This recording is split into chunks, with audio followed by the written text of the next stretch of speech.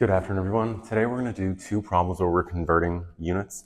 And so in the first one, we're going from imperial to imperial. Namely, we're going from 2,000 inches into a combination of yards, feet, and inches. And then in the second one, we're going to go from SI units, from metric system units into imperial units. Okay. So for the first one, we're going to start with 2,000 inches into some number of yards, right? Because every 1 yard contains inside of it 36 inches. And so first we're going to think how many groups of 36 inches, therefore asking how many yards are inside of 2,000 inches, okay? And the question, how many groups of 36 inches are there inside 2,000 is the same as dividing, right? And so first thing we're going to do is divide 2,000 inches by 36 inches. Reminding ourselves that every group of 36 inches constitutes 1 yard. And so really this question is saying how many yards are inside of 2,000 inches, okay? And so if we go ahead and do that, we're gonna need a calculator. That's gonna be 55. And now there's gonna be some extra at the tail end, right?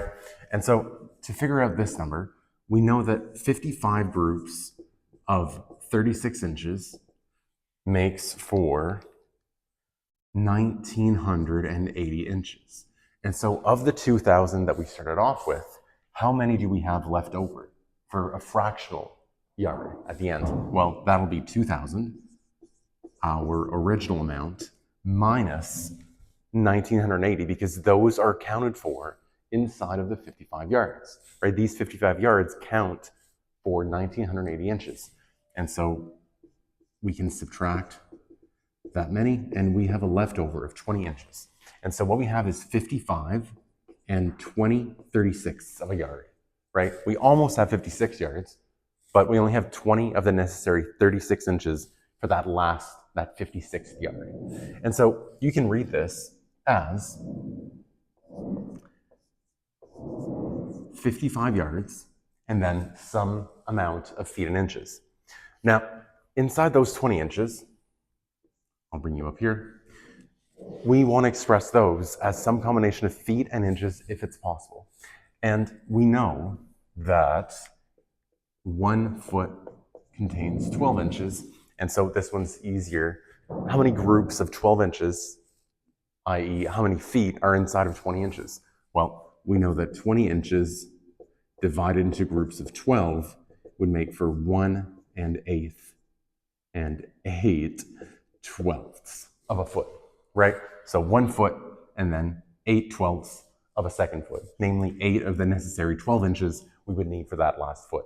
And so we get 1 foot, and we still have 8 inches at the very end, and that's from the leftover 20 inches after we counted for the 55 yards. And so all in all, we have the 55 yards from the beginning, and then the 20 inches we can write as 1 foot, and finally 1 foot, and finally 8 inches. And this would be our answer, okay? So again, we're just thinking of dividing into groups, and then I like, you can write it as a decimal, but I really enjoy teaching it as a mixed fraction, because we can kind of interpret this mixed fraction, this fractional part, as the remaining inches or whatever units you might be working with. And then it's a natural process to kind of get to the end, okay? I hope that helps.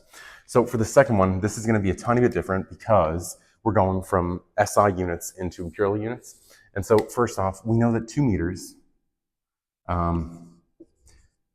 we can go from meters to centimeters, because we know that every 1 meter contains 100 centimeters.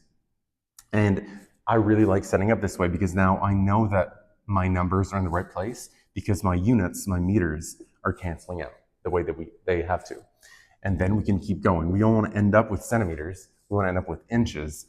And if you look in your textbook or online, you'll find that 1 inch contains roughly 2.54 centimeters. Now, again, doing a simple unit analysis, we have centimeters on top here in the numerator. And so for those to cancel out, because we want to end up with inches, not with centimeters, those centimeters need to go away at some point. And so since the centimeters here in the numerator, they need to be in the denominator in the next multiplication so that they cancel each other out. And so we'll have this equivalence in this fraction here. So we'll have 2.54 centimeters being equivalent to 1 inch. And the reason we do this is because really what we took is the initial amount, the 2 meters that we had, we multiplied it by 100 centimeters over 1 meter. These two quantities are exactly the same thing. They're equivalent to one another. So all we're doing really is multiplying by 1, right? Because we're multiplying by something divided by itself, which is always equal to 1. And then the same thing here, 1 inch is the same as 2.54 centimeters. So these are equivalent as well as these guys. And so we're really just multiplying the initial amount by 1, but we get to convert our units along the way because of this unit analysis, okay? So again, you see the centimeters in the numerator, centimeters in the denominator, and so those cancel out just like the meters did, and voila, all we have left is inches in the numerator, which is exactly what we were hoping for. And now that our units led the way, we can simply multiply and divide by the numbers as they fall in place. And so we have 2 times 100 divided by 1 does nothing, times 1 does nothing, divided by 2.54. So we'll have 200 divided by 2.54, and again, using your calculator, that'll give us, we'll round up to the nearest inch, roughly 79 inches. Really 78.7, but to the nearest inch, roughly 79 inches. And so, again, I really encourage doing this unit analysis because the units carry you through and the numbers just fall in place as they should, okay? I hope this helps. If you guys have any other questions on this topic you'd like to see a video on, please leave a comment below, and thanks for watching.